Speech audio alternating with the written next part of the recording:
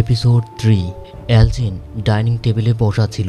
তখন ঘর থেকে ফাতিমা বের হয়। সে তাকে দেখা মাত্রই সেখান থেকে উঠে চলে যেতে চায়, কিন্তু ফাতিমা তাকে থামিয়ে দিয়ে বলে যাওয়ার কোনো দরকার নেই। ফাতিমা তাকে জিজ্ঞেস করে, তুমি কি ঠিক আছো? এলজিন দুঃখ করে বলে, জানি না আমার সাথে কেন এমন হলো। তখন ফাতিমা বলে, এখন আমার উচিত ছিল তোমাকে ঘৃণা করার, কিন্তু আমি বুঝতে পেরেছি এই জায়গাটা এমনই, আমাদের সবাইকে বোকা বানিয়েছে।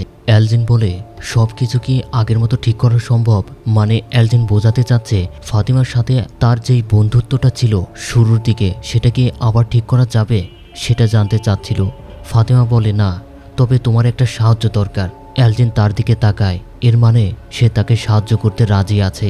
এর মাঝখানে একটা কথা বলি আপনাদের জন্য, আমি একটা গ্রুপ খুলেছি, সেখানে সবাই নিজেদের মতো পোস্ট করে আলোচনা করছে। চাইলে আপনিও সেই গ্রুপে যুক্ত হতে পারেন এবং আপনার প্রশ্নগুলো সেখানে উপস্থাপন করতে পারেন এবং মেম্বারদের সাথে আলোচনা করতে পারেন।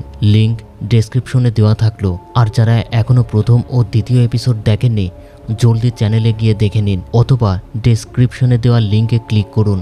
এদিকে বয়েড ঘুমের মধ্যে সেদিনের ঘটনা স্বপ্নে দেখছিল, যেদিন তার স্ত্রী ভুল বুঝে একের পর এক এই শহরের সবাইকে হত্যা করছিল, এমনকি সে তার ছেলেকেও হত্যা করতে চেয়েছিল। তখন সে বাধ্য হয়ে নিজ হাতে তার স্ত্রীকে গুলি করে হত্যা করে। ঠিক সেই মুহূর্তে তার ঘুম ভেঙে যায়। সে ফ্রেশ হয়ে অ্যাকোস্টার কাছে যায়, তারপর বলে, গতকাল তোমার কি হয়েছিল সেই বিষয়ে কিছু বলবে? অ্যাকোস্টা বলতে চায় না। বয়েড বলে, তোমাকে কিছু ভালো কাজ করতে হবে। অ্যাকোস্টা বলে, আসলে তুমি শুনতে কি চাচ্ছ? বয়েড রেগে গিয়ে বলে, তোমাকে ওয়াদা করতে হবে এমন কিছু করবে না যাতে এই শহরের মানুষ বিপদে পড়ে। তোমার ভাগ্য ভালো যে কাল তোমার কিছুই হয়নি। ক্রিস্টির যদি কিছু একটা হয়ে যেত তাহলে এখানে দাঁড়িয়ে আজ তোমার সাথে কথা বলতাম না। অর্থাৎ বয়েড তাকে এতক্ষণে মেরেই ফেলতো। অ্যাকোস্টা বলে, কাল যা কিছু হয়েছে সেটা আমি ছিলাম না, আমি এখানে থাকবই না। বয়েড বলে, দেখতে চাই তুমি কি করতে চাও। অ্যাকোস্টা ইমোশনাল হয়ে বলে, কাল ক্রিস্টি আমাকে একটা কথা বলেছিল, এখান থেকে যতজন লোক বের হওয়ার চেষ্টা করেছে তারা সবাই মারা গেছে। তখন বয়েডও ইমোশনাল হয়ে যায়। সে বলে, আমি একটা বুলেট চাই, যেটা দিয়ে আমি জঙ্গলে গিয়ে সুইসাইড করব, আর তোমাকে কষ্ট করে আমার বডি দাফনের জন্য পরিষ্কার করতে হবে না। অপরদিকে সুফিয়ার বাবার লাশ ঢেকে ফেলা হচ্ছিল। তখন কেনি সোফিয়ার গাড়ি থেকে তার বাবার কিছু জিনিসপত্র নিয়ে আসে, তারপর বলে, এখন এই লাশটিকে পরিষ্কার করতে হবে দাফনের জন্য। সে সোফিয়ার কাছ থেকে পারমিশন চাচ্ছিল। তখন সোফিয়া বলে সে কিছুক্ষণ তার বাবার সাথে একা থাকতে চায়। এই কথা শুনে সবাই বাইরে চলে যায়। সেই সময় সোফিয়া হেসে বলে, তোমার স্মৃতি আমার কাছে রাখবো না তাই কি হয়? এই বলে সোফিয়া লোকটির একটি দাঁত খুলে নেয়। আরেকদিকে জেড ধ্যানের মাধ্যমে তার ব্রেনটাকে শান্ত করার চেষ্টা করছিল, কিন্তু কোনোভাবেই সে ফোকাস ধরে রাখতে পারছিল না।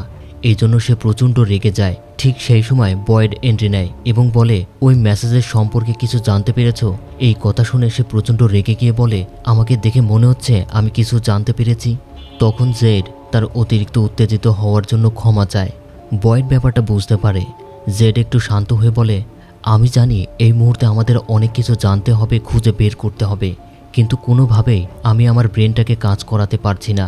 সে বয়েডকে বলে, তোমার কাছে কোনো অ্যাসিড অথবা এলএসডি আছে? বয়েড একটু অবাক হয়ে বলে, কেন? সে বলে, হেনরি তাকে বলেছিল মিরিন্ডা এলএসডি ব্যবহার করত এই জায়গাটি দেখার জন্য। যদি সেটা ব্যবহার করে তার ব্রেনটা কাজ করে তাহলে আমারও করবে। বয়েড তাকে থামিয়ে দিয়ে একটি দীর্ঘ শ্বাস নিতে বলে, তারপর বলে, যদি সব কিছু তোমার ব্রেনের ভেতরেই থেকে থাকে তাহলে সেটাকে কাজ করানোর জন্য একটু সময় নাও। জিম ও সোফিয়ার বাবার ফেনোরেল কমপ্লিট হওয়ার পরেই আবার কাজ করবে। জেড বলে সে ফেনোরেলে থাকবে না, কারণ তাকে মিস করার মতো কেউ নেই। জেড বলে, আমি শুধু তাবিতা ও এই শহরের মানুষদেরকে বের করার জন্যই কাজ করব, সেই জন্য আমার ব্রেনটাকে ঠিক করতে হবে। এই বলে সে চলে যেতে লাগে। বয়েড জানতে চায়, সেটা তুমি কিভাবে করবে? জেড বলে, এই মুহূর্তে জানি না। বয়েড বলে, খামারে যেই মেসেজটা রাক্ষসরা লিখে গেছে সেটা সাধারণ কোনো মেসেজ নয়, এই জন্য তোমাকে তার উত্তর বের করতেই হবে। আসলে তারা কী ধরনের মূল্য চাচ্ছে আমাদের কাছ থেকে। জেড মাথা নাড়িয়ে সম্মতি দিয়ে সেখান থেকে বের হয়ে যায়। এদিকে ফিনোরেলে শহরের সমস্ত মানুষ জড়ো হয়। তখন ম্যাথিউস পরিবারও আসছিল। ইথানের গায়ে ব্লেজারটি বড় হওয়ার কারণে তার মা তাকে বলছিল, যদি ভালো না লাগে খুলে ফেলো, কোনো সমস্যা নেই। ইথান বলে, তার দাদার ফেনুরেলে তার বাবাও ব্ল্যাক ব্লেজার পরেছিল, তাই আমিও পরব। তাবিতা বলে, তোমাকে অনেক হ্যান্ডসাম লাগছে। এই বলে চোখের জল ফেলতে ফেলতে কবরের সামনে যায়। তারপর বয়েড যখন সবার উদ্দেশ্যে বক্তব্য দিতে শুরু করে, ঠিক সেই মুহূর্তে একটি কাক তার সামনে এসে বসে এবং আকাশে কাকের দল ছোটাছুটি করে। এরপর তাদের সামনে থাকা বাড়িঘরের উপর বসতে শুরু করে আর ডাকাডাকি করতে থাকে। ওই অবস্থায় সবাই ফিনোরেল কমপ্লিট করে ডাইনারে যায় নাস্তা করার উদ্দেশ্যে। তখন তাবিথা ইথানকে খাওয়াচ্ছিল। তখনই সেখানে উপস্থিত হয় ভিক্টর। সে তার আঁকা একটি ছবি, যেটা সে ছোটবেলায় এঁকেছিল, সেটা ইথানকে দেয় যেন সে খুশি হয়।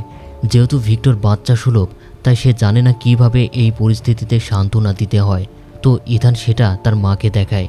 সেটা ছিল একটি ফ্যামিলির ছবি, আর সেটা দেখে তার চোখ দিয়ে পানি বেরিয়ে আসে। কারণ সে তো জানে আগের জন্মে সে ভিক্টরের মা ছিল তখন, এবং বর্তমানে তার এমনই পরিবার ছিল যা এখন আর নেই। তখন ইথান তার মাকে বলে তার এখানে থাকতে ভালো লাগছে না, সে ভিক্টরের সাথে কলোনি হাউসে যেতে চায়। তাবিথা এই মুহূর্তে তাকে যেতে দিতে চাইছিল না, কিন্তু ইথান জোরাজুরি করলে তাবিথা তাকে পারমিশন দিয়ে দেয়। ভিক্টর বলে সে ইথানের ভালোভাবে খেয়াল রাখবে। সে ওয়াদা করে সেখান থেকে বের হয়ে যায়।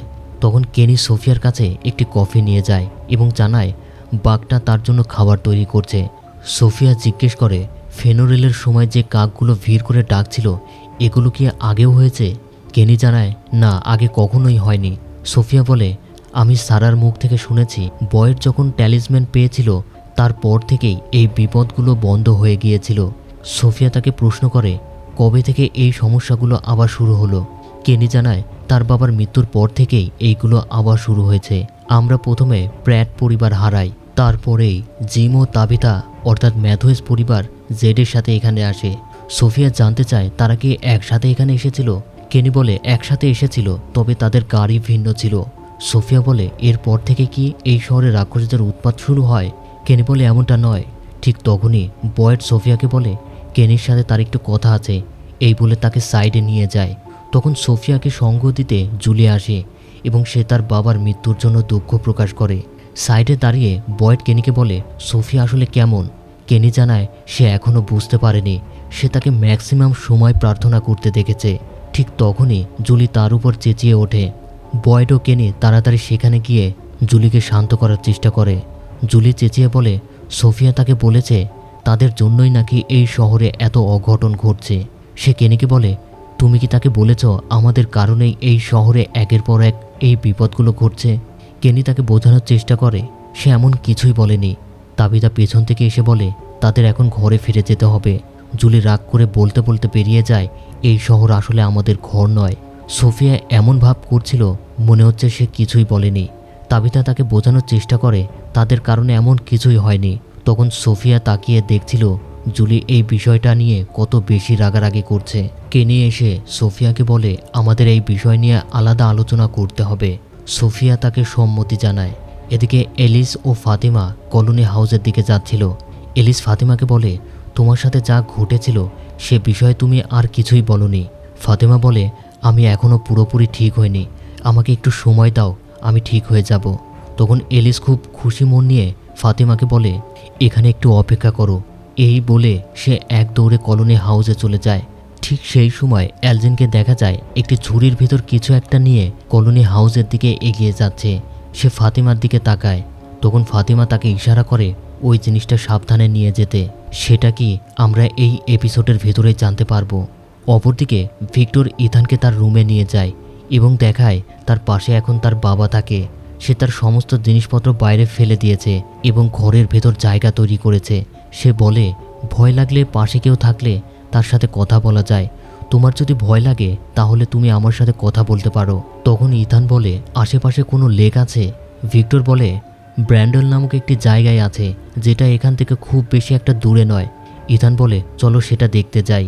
ভিক্টর জানায় সে ওই জায়গাটি পছন্দ করে না, সেখানের পানি খুবই ভয়ানক। ইথান বলে তাহলে আমি একাই যাব। ভিক্টর তাকে থামিয়ে দিয়ে বলে তোমাকে এখানেই থাকতে হবে, কারণ সে তার মাকে কথা দিয়েছে। ইথান বলে সে লেক দেখতে চায়। ভিক্টর প্রশ্ন করে কিন্তু কেন? সে বলে এমনি। ভিক্টর বলে বন্ধুত্বের মধ্যে কোনো কিছু গোপন রাখতে হয় না। এবার সে বলে সেখানে যদি তাকে নিয়ে যাওয়া হয় তাহলেই সে বলবে। ভিক্টর উপায় না পেয়ে রাজি হয়ে যায়। এদিকে তাবিথা সেই আঁকা ছবি নিয়ে বাসায় ফিরে এসে ডয়ারে রাখতেই যাবে, তখন ভিক্টরের আঁকা ওয়াচ টাওয়ার দেখে তার মাথায় চিন্তা আসে সে আবার ওই ওয়াচ টাওয়ারে যাবে। এবার সে এই শহর থেকে তার সন্তান এবং অন্যান্যদেরকেও বের করে নিয়ে যাবে। সে ওই ছবির পেছনে ডোনার উদ্দেশ্যে একটি চিঠি লেখে, সেটা কি আমরা শেষের দিকে জানতে পারবো। অপরদিকে জুলি স্টোর রুম থেকে রশি ও টর্চ জোগাড় করে বের হয়ে আসে। তখন বাইরে র্যান্ডাল দাঁড়িয়েছিল। জুলি তাকে প্রশ্ন করে, তুমি এখানে কি করছো? র্যান্ডাল বলে, তোমাকে একা এখানে আসা দেখে আমি বুঝতে পেরেছি তুমি নিশ্চয়ই আবার ওই ধ্বংসস্তূপে যাওয়ার জন্য প্রস্তুতি নিচ্ছ। জুলি জানায় সে ওই ধ্বংসস্তূপে যাচ্ছে না, সে যাচ্ছে তাদের পুরনো বাড়িতে যেটা ধ্বংস হয়ে গিয়েছিল। র্যান্ডাল জানায় তাদের ওই বাড়ি যখন ধ্বংস হয় তখন সে সেখানেই আটকা পড়েছিল, সেখানে যাওয়া ঝুঁকিপূর্ণ। র্যান্ডাল তাকে প্রশ্ন করে সেখানে কেন যাচ্ছে সে। জুলি বলে, আমার ছোট ভাই আমাকে বলেছিল আমি নাকি স্টোরি ওয়াকার, সে একটা বই থেকে এগুলো জানতে পেরেছিল। আমি ওই বইটি আনতে চাচ্ছি। এটা তোমার কাছে বোকামি মনে হলেও আমার তাতে কিছুই যায় আসে না। আমি সেটা করব এবং সেটা থেকে আমি জানার চেষ্টা করব কিভাবে আমার বাবাকে ফিরিয়ে আনা যায়। এতে তুমি যদি আমাকে সাহায্য করতে চাও তাহলে করতে পারো, আর না হলে আমাকে একা ছেড়ে দাও। এই কথা শুনে র্যান্ডাল বলে সে তাকে সাহায্য করবে। তারপর সে তার কাছ থেকে রশিটি নিয়ে নেয়। ওইদিকে শেরিফ স্টেশন অর্থাৎ পোস্ট অফিসে বয়েড আবার অ্যাকোস্টার সাথে দেখা করতে চায় আর বলে, তুমি যদি বুলেট চাও তবে তার আগে আমাকে একটা কাজ করে দিতে হবে। এদিকে ভিক্টর ও ইথান সেই লেকের সামনে পৌঁছে যায়। তখন সে দেখতে পায় সেখানে জেড রিল্যাক্স হওয়ার জন্য পানির উপর ভাসছে, যেন তার ব্রেনটা কাজ করে। ইথান জেডকে ডাক দেয় কিন্তু সে তেমন একটা গুরুত্ব দেয় না। তখন ইথান বলে, চলো আমরা এখান থেকে চলে যাই, আমি যেটা খুঁজছি এটা সেটা নয়। ভিক্টর বলে, তুমি বলেছিলে এখানে আসার পর তুমি সব কিছু খুলে বলবে। তখন ইথান বলে সে লেক অফ টিয়ার্স খুঁজছে। ভিক্টর প্রশ্ন করে সেটা কি? ইথান বলে সেটা একটা জাদুর লেক, সেটা খুঁজে পেলে আমাদের সমস্ত দুঃখ কষ্ট দূর হয়ে যাবে, সেটার মাধ্যমে আমি আমার বাবাকে আবার ফিরিয়ে আনতে পারবো। ভিক্টর জানতে চায় সেটা সে কিভাবে জানলো। ইথান বলে সে গতকালকে তাদের আরভি কারের সামনে গিয়েছিল, সেখানে তার বাবার সাথে দেখা হয়। সে বলেছে ওই লেক অফ টিয়ার্স এখানেই কোথাও আছে। যদিও এটা তার ইমাজিনেশন, তবু তার বাবা এটা খুঁজতে বলেছে। ভিক্টর বলে এই কাজে তাদের জেড সাহায্য করতে পারবে। এই কথা বলে সে জোরে জেডকে ডাক দেয়। সে প্রচণ্ড বিরক্ত হয়ে বলে, কি হয়েছে? ভিক্টর বলে লেক অফ টিয়ার্স খুঁজতে হবে। এটা শুনে জেড অবাক হয়ে উঠে পড়ে। অপরদিকে জুলি ও র্যান্ডাল ওই পুরনো বাড়িতে চলে আসে। তখন সেই বাড়িটি দেখে জুলি ভীষণ ইমোশনাল হয়ে যায়। তার বাবার কথা মনে পড়ে যায়, সেদিন তার বাবা এখানে আটকে পড়েছিল। তখন র্যান্ডাল তাকে স্টোরি ওয়াকার সম্বোধন করে বলে সে নিজে যাবে ওই বইগুলো আনতে। এই ধরনের রোমাঞ্চকর কাজে তার ভীষণ ভালো লাগে। জুলি নিজেই যেতে চাইলে র্যান্ডাল তাকে বাধা দিয়ে বলে, উপরে তো কাউকে থাকতে হবে সাহায্যের জন্য। তখন জুলি খুশি হয়ে তাকে একটি রাস্তা দেখানোর জন্য নিয়ে যায়। ওইদিকে চার্চের ভেতরে সোফিয়া কেনিকে বলে সে আসলে কথাটা ওইভাবে বলেনি, সে কথাটা অন্যভাবে বলেছিল। কেনি বোঝায় এই শহরের প্রত্যেকটা মানুষ ছোট্ট একটা আশায় বেঁচে আছে, কবে তারা এই শহর থেকে বের হতে পারবে, আর এটাই তাদের একমাত্র শক্তি। তারপর কেনি বলে এখন তোমার একটি থাকার ব্যবস্থা করতে হবে। সোফিয়া তার কাছে জানতে চায় তুমি কোথায় থাকো। কেনি বলে সে কলোনি হাউসে থাকে। সোফিয়া বলে সেখানে কি অনেক বেশি লোক থাকে? কেনি জানায় হ্যাঁ।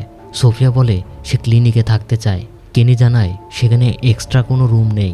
এবার সোফিয়া বলে সে সারার সাথে থাকতে চায়। এই কথা শুনে কেনি ভুরু কুচকিয়ে বলে এটা সম্ভব না। তখন সে বলে আমি সারার ব্যাপারটা শুনেছি লোক মুখে, যখন ডাইনারে সবাই নাস্তা করছিল, কিন্তু আমার কাছে মনে হয়েছে সারা খুবই ভালো মনের মানুষ। কেনি বলে তুমি তার ব্যাপারে ভালোভাবে জানো না। এদিকে বয়েড অ্যাকোস্টাকে একটি ভিন্ন স্টোর রুমে নিয়ে আসে। অ্যাকোস্টা জানতে চায় তারা এখানে কেন। বয়েড বলে এই শহরে অনেক স্টোর রয়েছে, এমনকি ডাইনারেও রয়েছে। সেখানে বেশিরভাগই কাপড় ও বিভিন্ন হাতিয়ার রয়েছে যেটা তাদের বিভিন্ন কাজে লাগে, কিন্তু এই জায়গার জিনিসপত্র সম্পূর্ণই আলাদা। আমি চাই এই জিনিসের প্রত্যেকটা জিনিস তুমি ক্রাইম সিনের মতো করে দেখো, এবং এই জিনিসগুলো কার এবং কিভাবে এখানে এসেছে সেই ব্যাপারে তুমি একটি কাহিনী তৈরি করে আমাকে জানাও। অ্যাকোস্টা বলে এটা তুমি নিজেও করতে পারো। বয়েড বলে তুমি হলে কপ অর্থাৎ পুলিশ, তোমার এসব ব্যাপারে ট্রেনিং আছে যেটা আমার কাছে নেই। তোমার এই তদন্তের মাধ্যমে এই শহরের অনেকের উপকার হতে পারে, এমনকি এর মাধ্যমে আমরা এই শহর থেকে বেরো হয়ে যেতে পারি।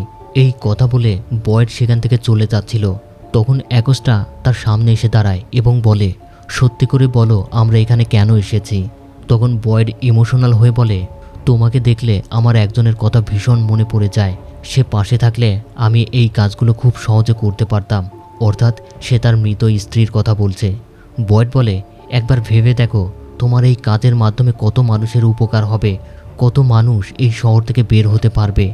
আমার কথা তোমার কাছে পাগলামি মনেও হতে পারে, আবার নাও হতে পারে। এটা সম্পূর্ণ তোমার ব্যাপার। সর্বপ্রথম তোমার ব্যাচ পড়ো, আর এই কাজে তোমার যদি বুলেট প্রয়োজন হয় তাহলে আমি কথা দিচ্ছি অবশ্যই তোমাকে দেব। এই কথাগুলো শুনে এবার অ্যাকোস্টা ইমোশনাল হয়ে যায়। তারপর বয়েড সেখান থেকে চলে যায়। অপরদিকে তাবিথা চুপিসারে কলোনি হাউসে আসে এবং ডোনার দরজায় নক করে, কিন্তু ভিতরে সে না থাকায় তাবিথা ভিতরে ঢুকে পড়ে। সেটা লক্ষ্য করে হেনরি। তারপর তাবিথা ডোনার ছবির সামনে সেই চিঠিটা রেখে বের হয়ে আসে। তখন হেনরি বলে, ডোনার শহরের দিকে গিয়েছে, তোমার কি কিছু প্রয়োজন? তাবিথা বলে, না।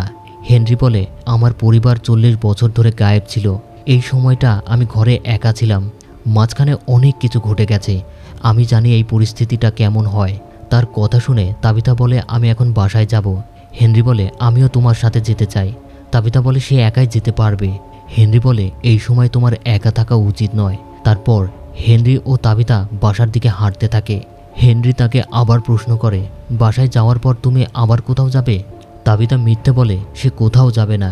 হেনরি বলে, তুমি ভালোভাবে গুছিয়ে মিথ্যে বলতে পারো না। তুমি বাসায় যাওয়ার পর আমি লুকিয়ে অপেক্ষা করতে থাকবো যে তুমি কোথায় যাও। তখন তাবিথা বলে, আমি লাইট হাউস খুঁজতে বেরিয়েছি। আমাকে যে করেই হোক আবার ওই লাইট হাউস খুঁজে বের করতেই হবে, যেন আমার সন্তানদেরকে এই শহর থেকে বের করে নিয়ে যেতে পারি। হেনরি বলে, ডোনা বলেছে ওই লাইট হাউস কোথায় আছে সেটা কেউই জানে না। তাবিথা বলে, সেজন্যই আমি দ্বিতীয়বারের মতো আবার খুঁজতে বের হব। সেই জন্য আমাকে ওই বোতল ট্রি খুঁজে বের করতে হবে। হেনরি বলে, সে ডোনার মুখে শুনেছে ওই বোতল ট্রিতে ঢোকার পর ডেল একটি পুলের ভেতরে আটকে যায়। তুমিও যদি এই কাজটা করতে যাও তাহলে তোমারও মৃত্যু হতে পারে। তখন তোমার সন্তানদের কি হবে? তাবিথা বলে, তবু তাকে চেষ্টা করতেই হবে। হেনরি বলে, আমিও যেতে চাই। যে গাছটা খুঁজতে গিয়ে আমার স্ত্রী মারা গিয়েছে, আমি সেই গাছটা একবার দেখতে চাই। তখন তাবিথা তার সাথে নিয়ে যায়। এদিকে এলিস ফাতিমাকে সেই পরিত্যক্ত গাড়ির স্থানে নিয়ে আসে। তারপর বলে, জাপানের রাগ দূর করার একটি পুরনো উপায় আছে, যেটাকে বলা হয় রেজ রুম। সেখানে ইচ্ছে মতো কোনো কিছু লাঠি দিয়ে আঘাত করলে রাগ অনেক কমে যায়। তারপর এলিস একটা বেসবল ব্যাট বের করে আর বলে, যখন আমার মা মারা গিয়েছিল তখন তুমি আমাকে সাহস জুগিয়েছিলে। তখন তুমি আমাকে ঠিকমতো চিনতেও না, আর এখন আমার পালা।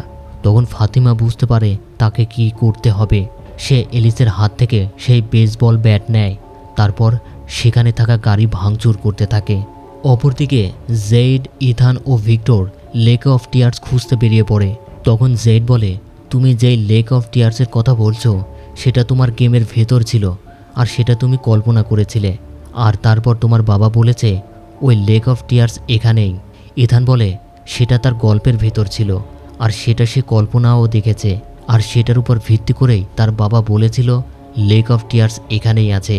ইথান বলে, তার মা সবসময় স্বপ্নে লাল পাথর দেখতে পেত। তার মা মনে করেছিল এটা শুধুই তার কল্পনা। পরে ঠিকই আবিষ্কার হলো ওই লাল পাথরগুলো এখানেই আছে, যেটা তুমিও জানো। তেমনি আমার গল্পের ভেতরেও এই লেক অফ টিয়ার্স রয়েছে, আর বাবা বলেছে সেটা এখানেই আছে।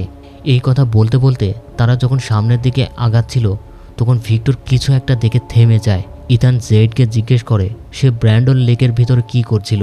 জেড বলে, এটা একটি পুরনো মেডিটেশন টেকনিক। ইথান জানতে চায় সে কেন এটা করছিল।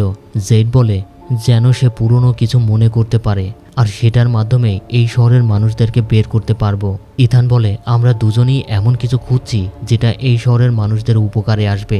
এরপর তারা লক্ষ্য করে ভিক্টর একটা দিকে তাকিয়ে চুপ হয়ে দাঁড়িয়ে আছে। জেড বলে, তাদেরকে লেক অফ টিয়ার্স খুঁজতে হবে, কিন্তু ভিক্টর তাদের কথার কোনো উত্তর দিচ্ছিল না। তখন তারা দুজন সেদিকে এগিয়ে যায় এবং দেখতে পায় গাছের নিচে হলুদ পোশাক পরে আছে। আর এটা কার আপনারা দ্রুত কমেন্টে জানান। জেড ভিক্টরের দিকে লক্ষ্য করে দেখে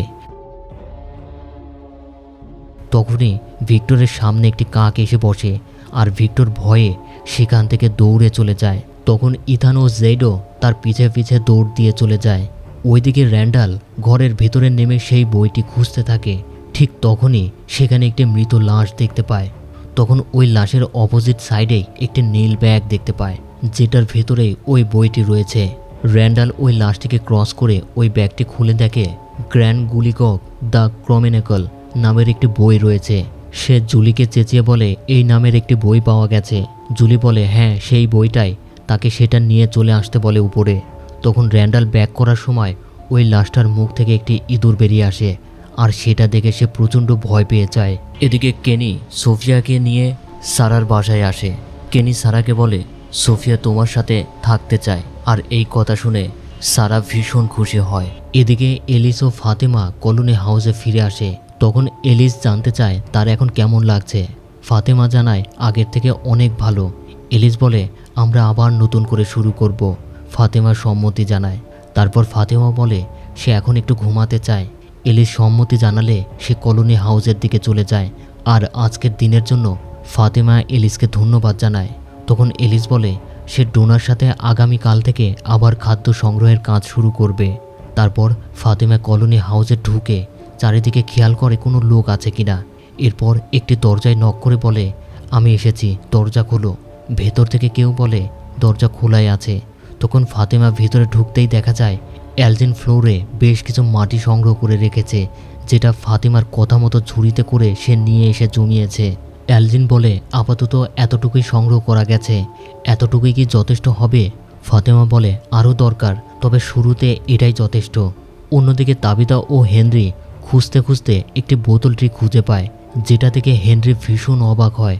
সে বলে ভিক্টর তাকে তার মা ও বোনের কবরে নিয়ে গিয়েছিল, কিন্তু এই গাছের সামনে নিয়ে আসতে সাহস পায়নি। হেনরি আরও বলে এটা ঠিক সেই রকম গাছ যেটা তার স্ত্রী আসল দুনিয়ায় তৈরি করেছিল। যখনই সে গাছের ভেতরে একটি পোর্টাল দেখতে পায়, সে বলে তার স্ত্রী সম্পূর্ণ এরকম একটি গাছ তৈরি করেছিল, কিন্তু এটা করতে পারেনি। সেটা শুনে তাবিতা গাছটির সামনে গিয়ে দাঁড়ায় আর হেনরিকে বলে তুমি শহরে চলে যাও। তারপর সে গাছের ভিতরে ঢুকতেই যাবে, তখনই হেনরি তাকে বাধা দেয়, বলে তুমি এই গাছের ভিতরে ঢুকে যদি কোনো দেওয়ালে ফেসে যাও তাহলে ইথান ও জুলির কি হবে? তাবিতা বলে এই জন্যই ডোনার কাছে একটি চিঠি লিখে রেখে এসেছি, ডোনা তাদেরকে ভালোভাবে খেয়াল রাখতে পারবে। কিন্তু হেনরি রাজি হয় না। সে বলে তোমাকে যেতে হলে আগে আমাকে খুন করতে হবে। তাবিতা জোরাজোরি করলে হেনরি বলে ইথান ও জুলির জন্য তোমাকে এখন খুব বেশি প্রয়োজন। সেই মুহূর্তে তাবিতা কিছু একটা দেখতে পেয়ে সেদিকে তাকায়। সেটা দেখে হেনরিও তাকিয়ে দেখে কিছুটা ফাঁকেই সেই সাদা পোশাক পরা ছেলেটি দাঁড়িয়ে আছে। তারা দুজন ধীরে ধীরে ছেলেটির কাছে এগিয়ে যায়। তাবিতা তাকে প্রশ্ন করে এখন তোমাকে আগে থেকে আলাদা দেখা যাচ্ছে কেন? কারণ ছেলেটি এখন অনেকটাই বড় হয়ে গেছে। ছেলেটি বলে তুমি ভুল প্রশ্ন করছো। তাবিতা বলে এই গাছ কি তাকে লাইট হাউস পর্যন্ত নিয়ে যেতে পারবে? ছেলেটি বলে তার মনে হয় না এই গাছটি সেটাও করতে পারবে। তাবিতা বলে তুমি আগেই বলেছিলে এই গাছটি লাইট হাউস পর্যন্ত নিয়ে যেতে পারবে, যে কথাগুলো আমরা বিগত সিজনে দেখেছিলাম।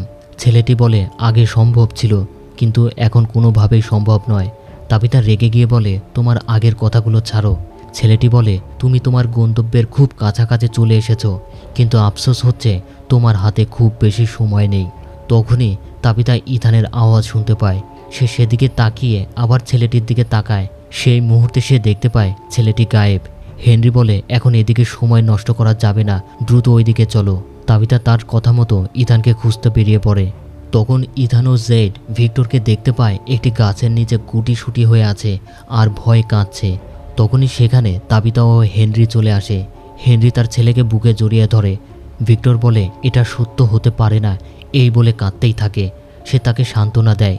সেই মুহূর্তে সেখানে ব্যাঙের ছাতার মতো কিছু ছত্রাক দেখতে পায় জেড, আর সেটা ছিঁড়ে হাতে নিয়ে বলে লটারি লেগে গেছে, অর্থাৎ সে কোনো কিছুর উত্তর খুঁজে পেয়ে গেছে, যেটা আমরা সামনের কোনো পর্বে দেখতে পাবো। শেষ দৃশ্যে বয়েডকে দেখা যায় বহুদিন পর সে তার স্ত্রীর কবরে এসেছে। সে তার স্ত্রীকে উদ্দেশ্য করে বলে এখনকার অবস্থা পরিবর্তন হচ্ছে, আমিও ধীরে ধীরে পরিবর্তন হয়ে যাচ্ছি, এখন আমি কি করতে পারি বলো? তাবিতা ও জেড বলছে তারা যেটা স্মরণ করছে বা মনে করতে পারছে সেই মোতাবেক যদি কোনো কাজ করা যায় তাহলে এবার কিছু একটা হতে পারে। এজন্য আমার সাহায্য দরকার, জানি না তুমি আমাকে কিভাবে সাহায্য করতে পারবে। ঠিক তখনই মাটির নিচ থেকে একটি হাত বয়েডের ডান হাত চেপে ধরে মাটির নিচে টেনে নিয়ে যেতে থাকে। বয়েড অনেক শক্তি খাটিয়ে তার হাত ছাড়িয়ে নেয়। তখন সে দেখতে পায় সেখানে কোনো কিছুই নেই বা কোনো গর্তও নেই, সে বুঝতে পারছে না এটা তার সাথে কি হয়ে গেল। আর এখানেই তৃতীয় এপিসোড শেষ হয়ে যায়। তো আজকের পর্ব কেমন লেগেছে কমেন্ট করে জানাতে ভুলবেন না। সেই পর্যন্ত ভালো থাকুন, সুস্থ থাকুন। দেখা হচ্ছে খুব শীঘ্রই চতুর্থ এপিসোডে। আল্লাহ হাফেজ সবাইকে।